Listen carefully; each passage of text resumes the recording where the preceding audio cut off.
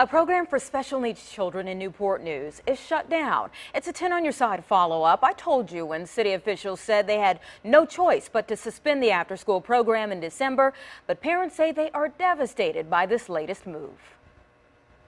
This is a copy of the letter several parents of special needs children in Newport News received last week. For them, it was a punch in the gut. Unfortunately, here in Newport News, we need to put more emphasis in on our special needs children. The last 5 months have been trying for Mark Euler and his family. All they want is safe, cost-effective care for a 9-year-old boy who experiences the world in a different way. He has a wonderful disposition, loves being around people. His son Michael was diagnosed with autism at the age of 2. And one of the first things that we noticed with Michael was no verbal skills whatsoever. He was making great strides through the therapeutic recreation program in Newport News. Some of the greatest resources they have was the occupational therapy. They was able to provide some of the speech therapy, which in cases like my son was very vital. In December, we told you that vital resource was put on hold. We relied on them.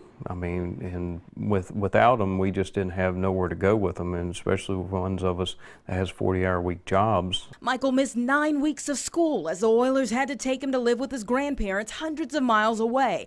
It was either that or make the tough decision other parents were forced to make. I've had some parents tell me they've had to quit their jobs in order to take care of their kids, therefore putting a greater strain on the system by requesting other means of help. So this letter explaining that while the program was suspended because they lost their required certified professionals, city officials made the decision to recommend its termination because of its increasing and tremendous financial burden is not sitting well. And parents like Mark are speaking up now before it's a done deal. With today's statistics, with 1 in 66 children, we can't afford not to look into this.